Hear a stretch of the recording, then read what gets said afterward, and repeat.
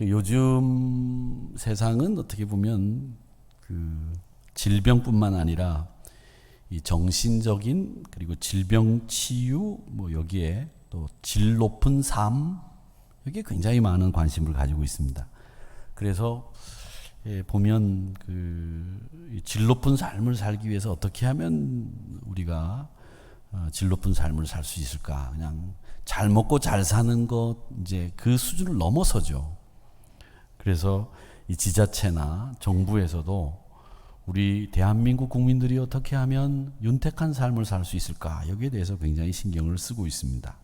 먹는 것도 예전에는 많이 먹어야 된다, 잘 먹어야 된다 해서 어떻게 하면 건강한 식재료를 가지고 만든 음식을 먹느냐, 유기농 식단을 짜느냐, 이런 얘기들을 하게 되고, 또 운동을 예전에 할 때도 제가 보니까 예전에 저희들이 어릴 때 운동하는 건 팔굽혀펴기, 철봉, 달리기, 걷기 이 정도만 운동이라고 생각을 했는데 헬스클럽에 가보면 요즘에는 이 운동하는 기계도 여기 이쪽 근육을 이렇게 키우는 기계, 또 앞뒤 근육을 키우는 기계, 기계들이 어떤 다른 여러 종류들의 기계가 이렇게 있더라고요. 얼마나 복잡한지 모르겠어요. 제가 그래서 이 헬스클럽에 가서 너무 복잡해가지고 한 번은 실수를 한 적이 있습니다. 샤워를 하는데 이제 헬스클럽에서 이제 운동을 하고 샤워를 하는데 이를 닦는데 제 이에서 이렇게 입안에서 이렇게 이를 닦는데 냄새가 이렇게 많이 나요. 그래서 내가 요즘에 치과를 좀 덜 갔나, 갈 때가 됐나 보다. 어금니를 닦는데 더 이렇게 냄새가 나요. 그래가지고 이상하다. 그리고 이제 이를 닦고 난 뒤에 이제 다른 데를 씻으려고 보니까 공교롭게 제가 가지고 있는 그 세면 도구 안에 이 얼굴을 닦는 폼 클렌징하고 치약하고 색깔이 똑같습니다. 아시겠죠? 치약을 쓴 게 아니라 이 폼 클렌징을 짜가지고 이를 닦은 거예요. 그러니까 그 냄새 참 희한하대요. 그래서 다시 입을 헹구고 칫솔질을 했습니다. 인상 쓰지 마세요. 제가 당한 거고 여러분은 그렇게 하지 않으시면 됩니다. 치약도 말이죠. 종류가 얼마나 많은지 말이죠. 색깔도 예전에는 럭키 치약 하나밖에 없었지만 다양한 기능을 가진 치약들이 나오고 있죠. 그건 그만큼 우리 삶이 윤택해진다는 겁니다. 헬라 철학자들의 이야기를 좀 하려고 합니다. 이 헬라 철학자들 이야기하는 이유는 그분들의 사고방식, 그분들의 가치관이 지금 현대에까지 영향을 미치고 있기 때문에 그 사람들이 어떻게 이야기했는지를 살펴볼 필요가 있습니다. 이 그리스 철학자, 이 사람들이 이야기하는 것뿐만 아니라 그 당시의 문화와 관습이 지금까지도 영향을 미치는 거죠. 예를 들자면 우리 남자들이 지금 넥타이를 메고 있는 이 정장 복장, 이 복식이 이 그리스를 거쳐서 로마로 거쳐가지고 우리 지금 현대에까지 내려왔다고 하죠. 그만큼 한 부분만 보더라도 여러 가지 부분에서 영향을 미치기 때문에 우리가 그 사람들의 생각은 어떠했는지를 볼 수 있는 게 그 철학자들의 얘기입니다. 대표적인 사람이 플라톤이고 소크라테스, 아리스토텔레스 이런 사람들이 있는데 이 플라톤은 국가에 대해서 많이 생각을 한 사람이죠. 이상국가라고 하는 책을 썼는데 거기서 이런 얘기를 했습니다. 건강한 아이만 양육하고 결함이 있는 아이는 버려라. 제자인 아리스토텔레스는 정치론에서 이렇게 얘기했습니다. 불구 아이는 양육해서 안 된다. 요즘 같으면 이게 말이 안 되는 얘기죠. 그런데 이 말이 안 되는 이야기를 이 그리스 철학자들이 이야기한 것 때문에 사실은 유럽에서 소수 민족이나 열등한 유전자를 가졌다고 판단되는 사람들을 말살시키는 일들이 계속 있어 왔다는 겁니다. 이런 영향력들이 있었다는 거죠. 그런데 우리 기독교적인 생각은 뭐냐? 기독교적인 생각은 다릅니다. 마태복음 5장 29절에 보면 예수님이 이런 말씀을 하셨어요. 네가 만약에 오른 눈이 너를 실족하게 만들거든 빼서 버려라. 네가 100채를 가지고 지옥에 가는 것보다 하나를 빼버리고 온 몸이 천국에 가는 게 낫다. 그러니까 100채를 가지고 지옥 가는 것보다 하나를 빼버리고 천국 가는 게 나으니 네가 실족해 하는 것이 있다고 한다면 그거 빼버려라. 이 얘기를 하셨어요. 이 얘기는 우리가 거룩함을, 성결함을 추구하면서 신앙생활을 해야 된다는 이야기를 하시는 말씀이기도 하지만, 또 우리가 한번 더 반대로 조금 더 범위를 넓혀서 생각을 해보면 이 말씀은 어떤 말이냐면, 하나님 나라는 눈이 하나 없어도, 팔이 하나 없어도, 다리가 없어도 갈 수 있는 나라야. 그 하나님 나라는 장애를 가졌다고 편견을 갖거나 차별하는 나라가 아니야. 그러니 네가 하나님 나라 갈 수 있다면 그까지 팔 하나 잘라버려, 그까지 눈 하나 빼버려, 이 말씀을 하신 거예요. 그러니까 이 말씀은 우리가 거룩하게 살아야 된다, 성결하게 살아야 된다, 하나님의 뜻에 맞게 살아야 된다는 말씀도 하시지만, 더 넓혀서 생각해 보면 하나님 나라는 누구에게나 균등하게, 평등하게 대우해 주는 나라다라는 것을 알 수 있습니다. 그러니까 그리스 철학자들이 이야기했던 것처럼 장애를 가진 사람 키우지 마라, 버려라, 이런 이야기하고는 다른 시각에서 예수님은 우리에게 하나님 나라는 차별이 없는 나라, 이렇게 말씀을 하신 거죠. 구약 성경에서 치료라고 하는 말을 하바쉬라고 말씀을 드렸고, 여호와 라파라고 하는 여호와의 이름을 말씀을 드렸습니다. 신약 성경에도 치료와 관련된 단어가 두 가지가 있는데, 세라피오라고 하는 단어와 이아오마이라는 단어가 있습니다. 이 세라피오라고 하는 단어는 육체적으로, 정신적으로 치유하고 자유함 받는 것, 그리고 이아오마이는 영적인 치유를 이야기합니다. 그런데 마태복음 13장 15절에 보면 예수님이 이런 말씀을 하셨습니다. 뭐라고 말씀하셨는가 하면, 이 백성들이 마음이 완악해졌다. 그래서 귀는 듣기는 둔하고 눈은 감았다. 눈은 보고 귀로 듣고 마음으로 깨달아 돌이켜서 예수님이 하신 말씀을 듣고 이 사람들이 고침을 받으면 참 좋겠는데 이 고침 받는 것 자체를 두려워한다, 이렇게 말씀하셨습니다. 여러분, 고침을 받을까 두려워하는 이 사람들이 예수님 당시에 주변에 있던 백성들이라는 거죠. 왜 고침을 받기를 싫어하느냐? 왜 그들은 예수님의 능력 아래 거하기를 거부했느냐라는 겁니다. 여러분, 자유함이라고 하는 것은 우리가 바라고 소망하는 것이지만, 그 자유함 속에 뭔가 대가가 있고, 그 자유함 속에 예수님을 따라야 된다고 하는 자기 의무와 책임감이, 혹은 짐이 짊어지워질까봐 걱정을 하고 예수님과 관계를 그렇게 원활하게 맺지를 못하고 멀어져가는 그런 일들을 벌였다는 겁니다. 그래서 예수님은 걱정하지 마라, 내가 너희들을 자유하게 한다, 치유한다, 그렇게 말씀하셨는데 백성들이 그걸 두려워한다는 거죠. 사랑하는 성도 여러분, 주님이 고쳐주시는 그 능력에 힘을 입으시기를 축원합니다. 그러셔야 됩니다. 그러면 이 예수님은 왜 병자들을 고치셨을까? 예수님이 왜 병자를 고치셨느냐? 치유 능력을 왜 발휘하셨느냐? 여기에 대해서 신학교를 들어가면 제일 먼저 뭘 배우느냐면, 예수님이 하나님의 아들이라고 하는 것을 드러내 보이시기 위해서 초자연적인 역사인 이 신유의 능력을 보여주셨다, 이렇게 배웠어요. 그건 신학생들이 배우는 치유의 원인입니다. 치유의 이유예요. 예수님의 신적인 권위, 메시아됨, 이걸 드러내기 위해서 예수님이 병자들을 고치셨다. 그런데 저는 볼 때 예수님이 우리를 고치신 이유는 딱 한 가지라고 생각해요. 왜 우리를 고치셨느냐? 마태복음 9장 36절에 보면 이런 말씀이 있습니다. 무리를 보시고 불쌍히 여기시니 이는 그들이 목자 없는 양과 같이 고생하며 기진함이라. 또 마가복음 8장 2절에 보면 내가 무리를 불쌍히 여기노라. 그들이 나와 함께 있은지 이미 사흘이 지났으나 먹을 것이 없도다. 여러분, 두 구절의 말씀을 비교를 한번 하면서 보세요. 공이 똑같이 들어가 있는 말씀이 있죠. 그게 뭐냐면 불쌍히 여기셨다라는 말씀이 똑같이 들어 있습니다. 이 말씀을 보면 9장 36절에 마태복음이죠. 불쌍히 여기시니 라고 돼 있고, 마가복음 8장 2절에도 불쌍히 여기노라 이렇게 되어 있습니다. 제가 어제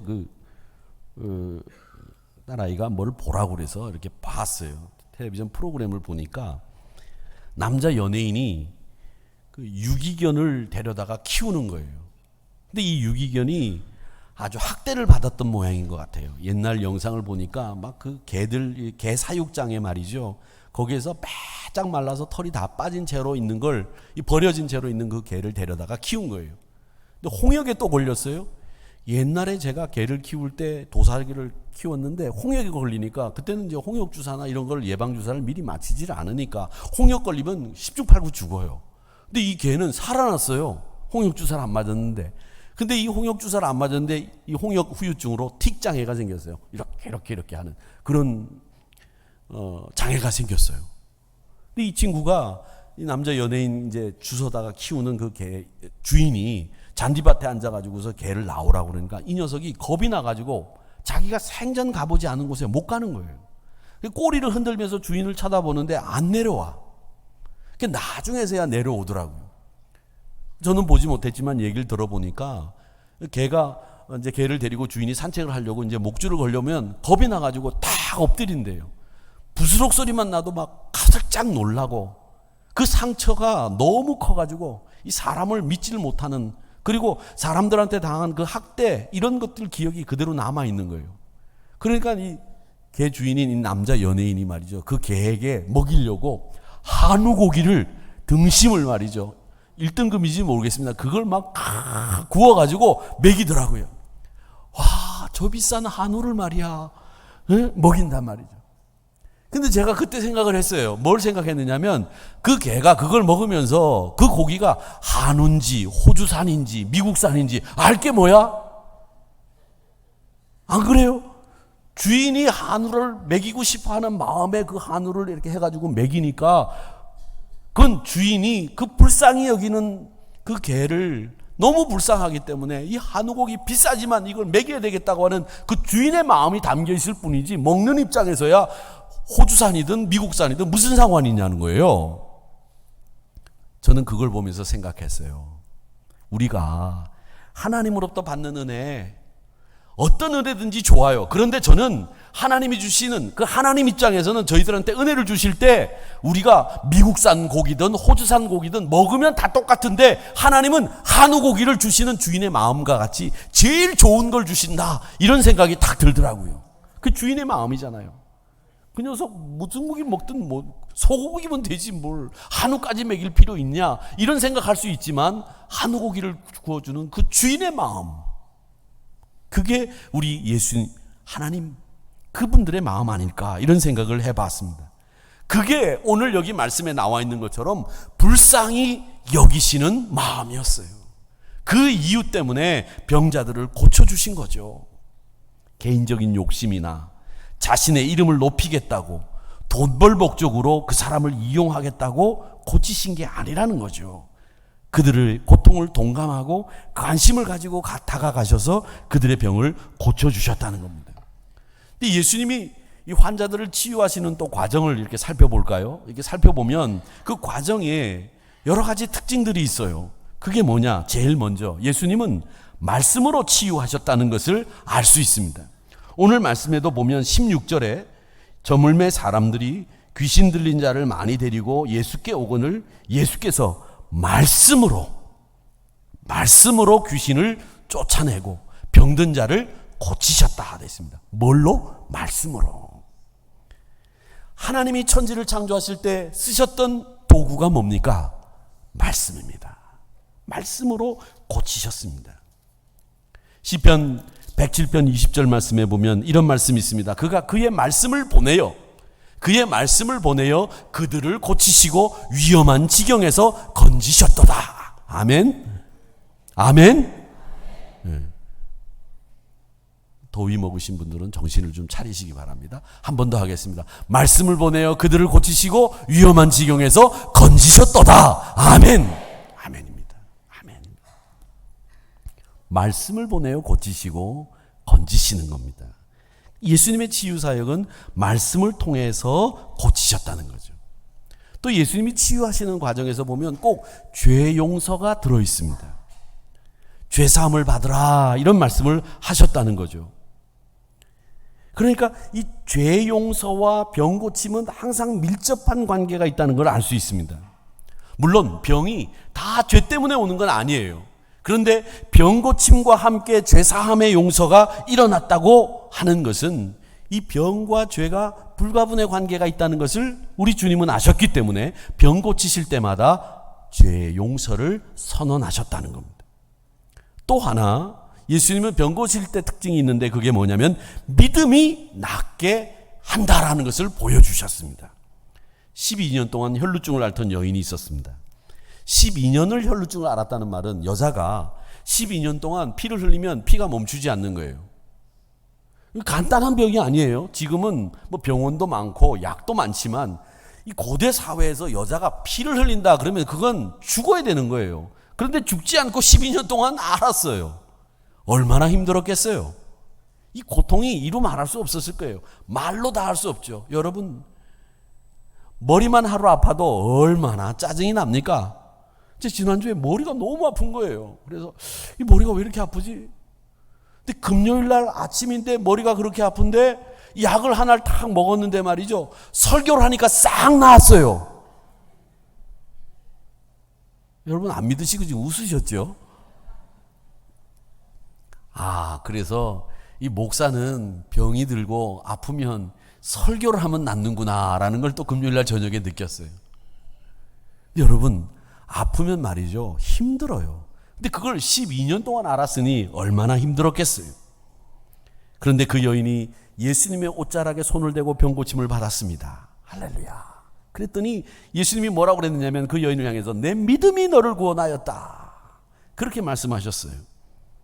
여러분 믿음이 너를 구원하였다라고 하는 말은 또 한 사람에게 얘기하셨습니다. 디메오의 아들 바디메오라는 사람이 눈이 멀었는데 이 사람을 앞을 보게 한 다음에 네 믿음이 너를 구원하였다 이렇게 말씀하셨습니다.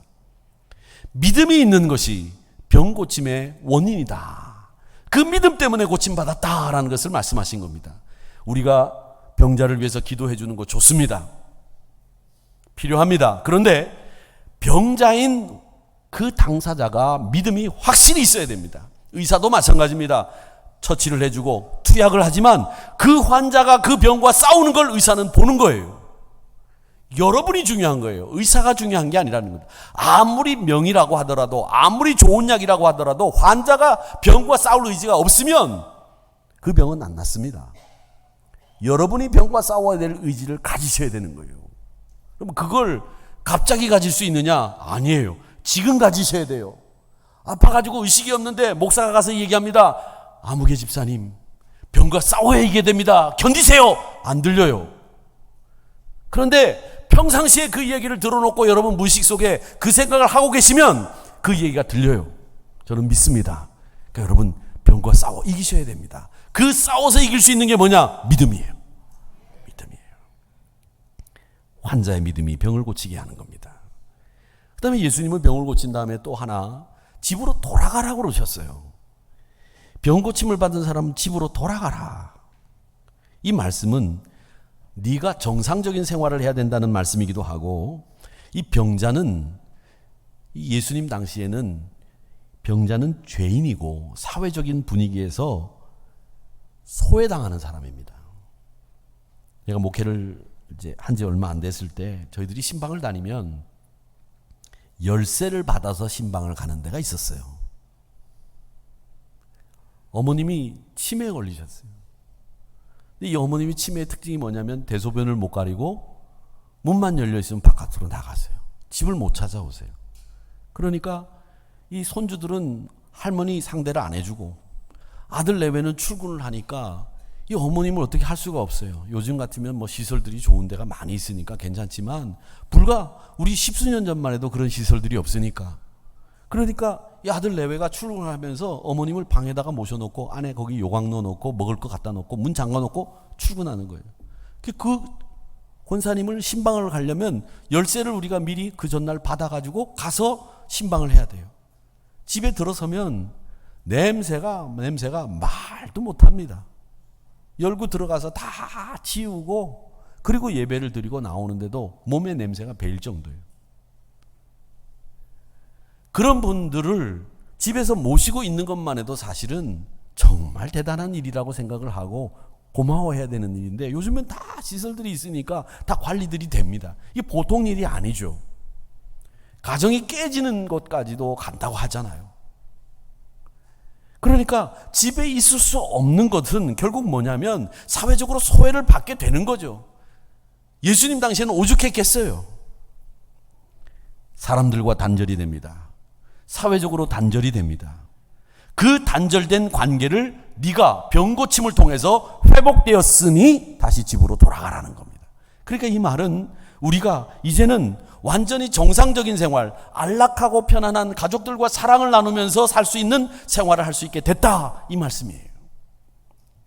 그 다음에 예수님은 뭐라고 하셨느냐면 제사장에게 보이라고 했습니다. 예수님 당시에는 병에 걸리면 교회도 못 왔습니다. 가면 안 됩니다.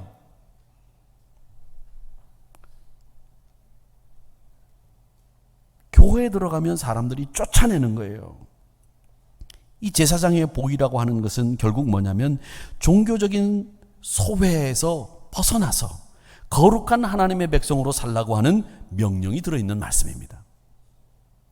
그 다음에는 아무에게도 이르지 말라고 말씀을 하셨는데 이 아무에게도 이르지 말라고 하는 말씀을 계속 얘기하셨는데 이걸 침묵 명령이라고 말합니다.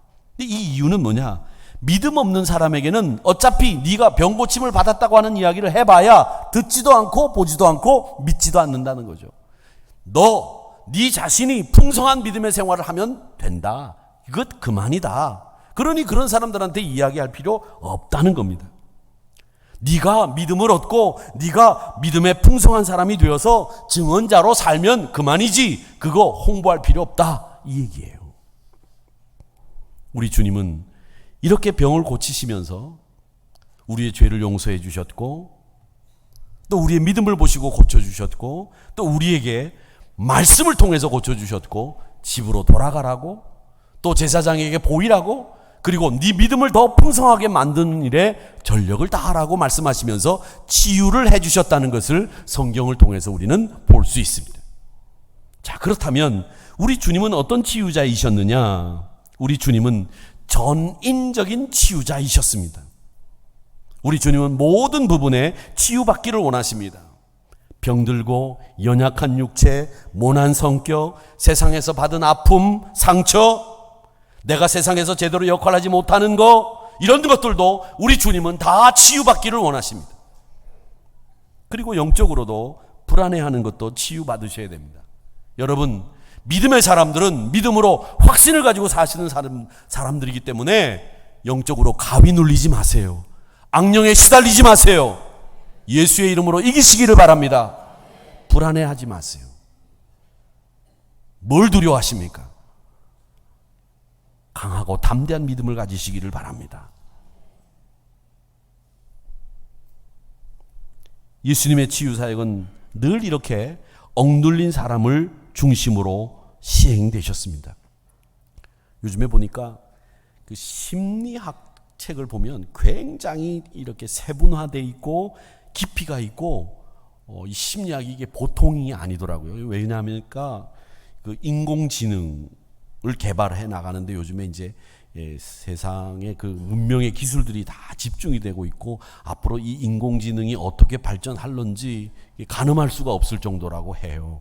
그러니까 인공지능이 정말 대단해질 거다, 그렇게 얘기들 합니다. 요즘도 여러분 쓰시는지 모르겠습니다. 저희 집에도 인공지능을 가진 녀석이 몇 개가 있습니다. 여러분 핸드폰들도 다 지금 인공지능이 있어요. 애플을 쓰시는 분들은 시리 전화 걸어 그러면 네 주인님 이렇게 얘기하고 또 안드로이드 폰도 얘기를 합니다. 누구 이렇게 해봐 그러면 다 지가 알아서 합니다. 말로 딱 하면 되죠. 알람 4시 30분에 알람 울려 그러면 네 알겠습니다. 알람이 하나 있습니다. 이렇게 다 하죠. 그게 다 인공지능이에요.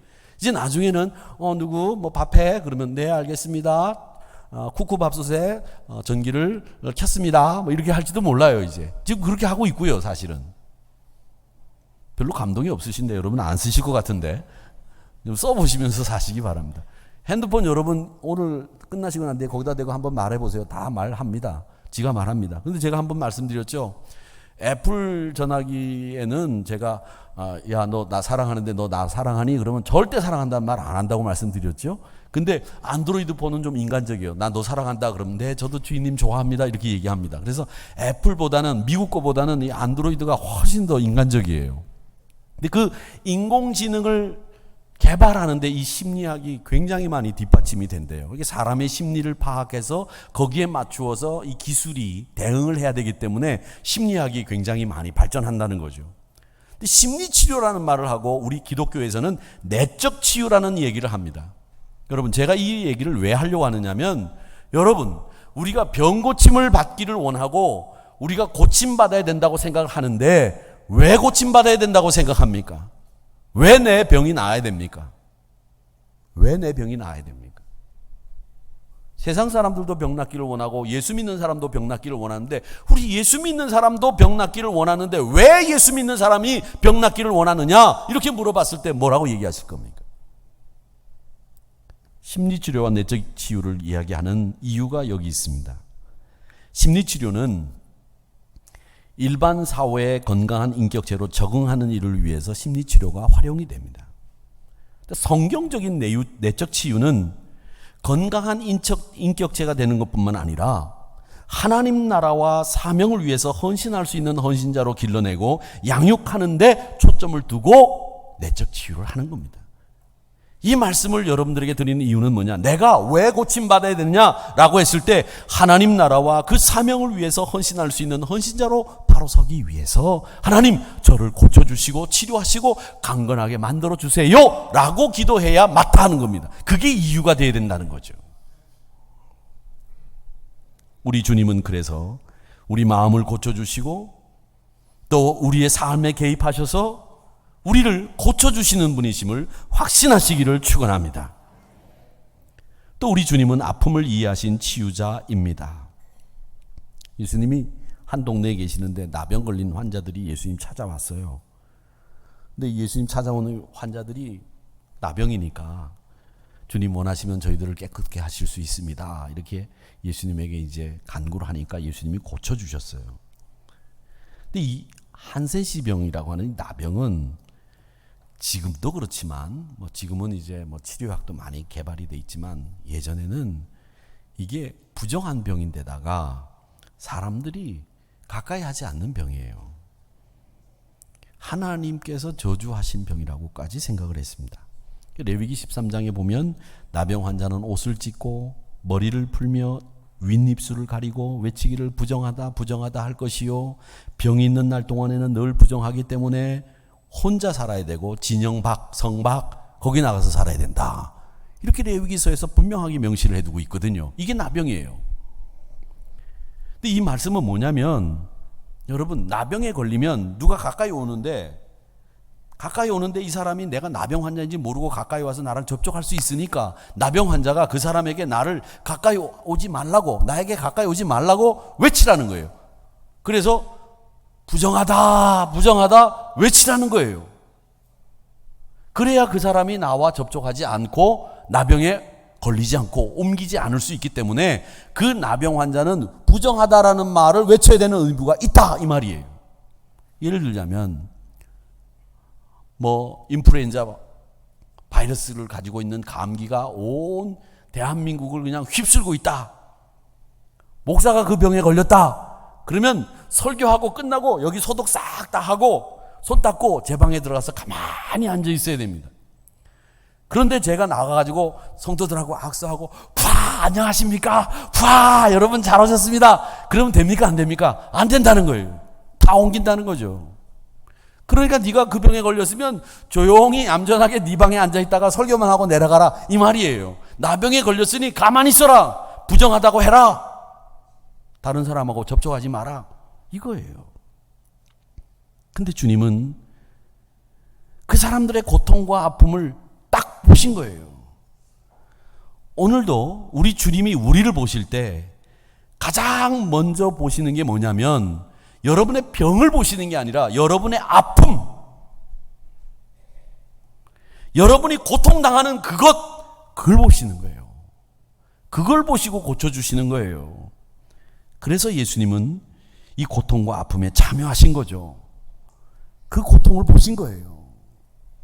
선교지에 가면 이 풍습과 관습이 다 달라요. 선교지마다. 어떤 지역에 가면 사람 머리에 손을 얹는 걸 상극으로 여기는 데가 있어요. 또 어떤 데 가보면 제가 말씀을 일전에도 드렸는데 이 베트남 사람들은 어른들이 얘기를 하면 이 팔짱을 끼고 이렇게 듣습니다. 이렇게. 이게 잘 듣는다는 뜻이에요.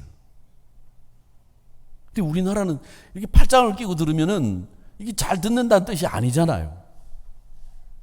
그러니까 풍습마다 이게 다 달라요. 그러니까 오해가 없어야 됩니다. 근데 이 캄보디아에서 이렇게 가서 이제 안수를 해달라고 해서 안수를 하면 요즘에는 그래도 많이 좋아졌는데 이 캄보디아 여성분들은 머리를 자르는 걸 굉장히 싫어하세요. 우리는 젊은 아가씨들은 머리를 기르지요. 그렇지요? 근데 나이가 들고 결혼하면 머리를 다 이렇게 짧게 자르십니다. 예쁘게 파마를 하고 커트를 해가지고 이렇게 멋을 내시잖아요. 나이 드신 분이 머리를 기르시는 분들이 우리나라는 없는데 거기는 여자분들은 다 머리를 길게 길러요. 까만 머리를 길게 길러서 그 머리가 깨끗하고 좋으면 되는데 한 열흘씩 그냥 샴푸를 안 해가지고 가까이 가면 냄새가 막 진동을 하고 처음에 이렇게 찬빗으로 이렇게 긁어내리면 말이죠. 이가 이렇게 뭉쳐가지고 막 떨어져요. 거기다 손을 얹고 기도를 하면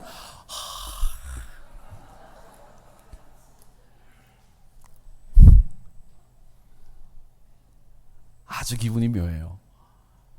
16년도였던가요? 케냐를 갔지 않았습니까? 근데 총회장이라고 하는 현지 총회장 목사님이 식사 초대를 했는데 저희 부부가 이제 갔어요. 갔는데 정성껏 음식을 준비해가지고 음식을 주시는데 이 끓여가지고 내오는 이 그릇이 말이죠.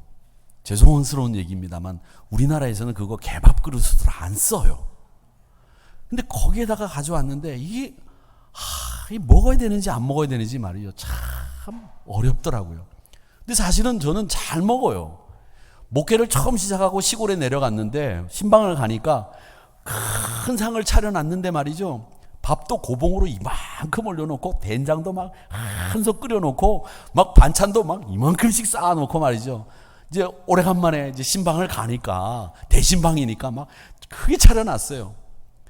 예배를 드리는데 거기는 이제 소를 키우는 데가 있고 돼지 키우는 데 있고 닭장도 있고 그러니까 예배를 드리는데 제가 이렇게 가만 눈을 떠보면 그 고봉으로 앉은 밥그릇 뭐 그 돼지고기 이 볶아놓은데 이런데 그냥 막 파리들이 쫙 앉아요. 진짜 파리가 얼마나 많은지 말이죠. 저희 집에서 그 집사람이 버터로 이렇게 부엌에서 뭐를 이렇게 하니까 이 하얀색 천장이 말이죠. 새카맣게 파리가 앉더라고요. 그 파리가 얼마나 많은 거예요. 요즘엔 뭐 집들이 시골에도 막 다 이렇게 창들이 있고 뭐 다 막게 돼 있어서 있는데 그것도 제가 맛있게 먹었어요. 맛있게 먹어요, 사실은. 뭐 밥도 다 먹고 말이죠. 또 된장도 먹으면 그분들은 아우 깨끗하게 넣는다고 이래가지고 숟가락 넣어서 뜨잖아요. 그거 그냥 같이 먹어요. 그런데 그거 못 먹겠더라고요, 진짜. 그러면서 제가 생각을 했어요. 야, 예수님이 하신 일들을 이렇게 바라보면 야, 내가 아직도 멀었구나. 내가 하는 일이 목회라고 하는 일이 내가 헌신해야 되는데 아직도 멀었구나. 내가 아직도 예수님 따라가지 못하는구나. 내가 예수님에 비해서는 세활의 피구나. 이런 생각을 해봅니다. 예수님은 우리의 고통을 잘 아시고 계시고 그 고통을 친히 짊어지셨어요. 그래서 오늘 말씀에 뭐라고 되어 있느냐면 이사야의 말씀을 통해서 하신 것이 연약한 것을 친히 담당하시고 이렇게 17절에서 말씀하고 있습니다. 이 연약한 것을 친히 담당하셨다는 말은 뭐냐면 우리 아픈 것을 똑같이 아프셨다는 거예요. 너 아프지? 아우 힘들겠다. 이게 아니고 너 어디 아프니? 예, 이가 아픕니다. 속이 아픕니다. 그래? 나도 똑같이 아프다. 그런 마음으로 고쳐주셨다는 거예요. 예수님이 친히 담당하셨다. 이 말이 그 뜻이에요. 그러니까 여러분, 우리의 고통과 우리의 상처를 우리 예수님이 그냥 아프다고 위로해 주시게 하신 것이 아니라 당신도 똑같이 아프시면서 고치셨다는 거예요. 저는 그런 생각해요. 환자를 만났다.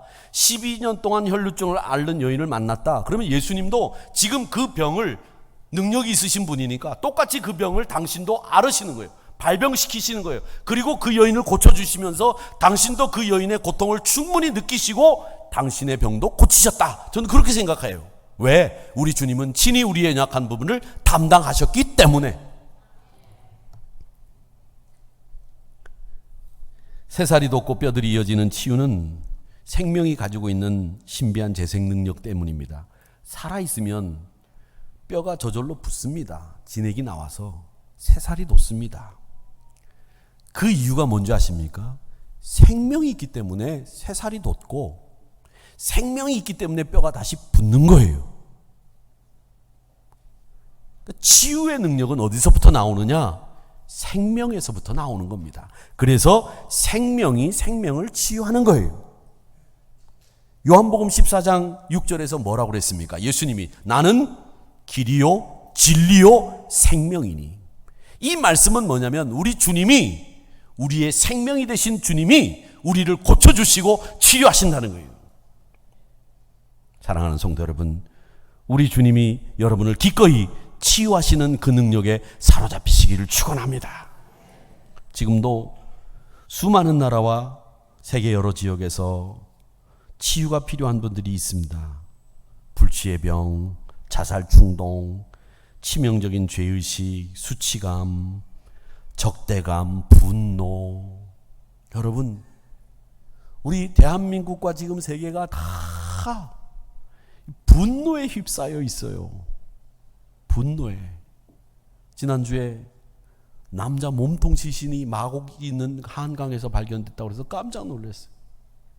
며칠 후에는 팔이 발견됐대요. 그리고 지문이 채취돼서 누군가 신원 확인하고 조사를 하는데 어떤 사람이 자수를 했대요. 모텔 종업원이래요. 왜 그랬냐 그랬더니 숙박비 안 내가지고 화같이 빌어서 죽였다. 화가 나서 죽이는 세상이에요. 지금 온 나라가 지금 화가 나 있어요. 화가 나 있어요. 여러분, 화를 잠재우시기 바랍니다. 뭐 그렇게 화가 날 일이 많아서 째려보고 안 쳐다보고 고개 돌리고 그러십니까? 그 화를 언제까지 가지고 계시겠습니까? 저는요, 일본을 이기는 것도요, 째째한 방법으로 일본을 이기지 말았으면 좋겠어요. 멋진 방법으로 일본을 극일했으면 좋겠어요. 일본하고 똑같은 방법 쓰지 말고 더 멋있는 방법으로 한 대 매겨주고 그냥 본때를 보여줬으면 좋겠어요.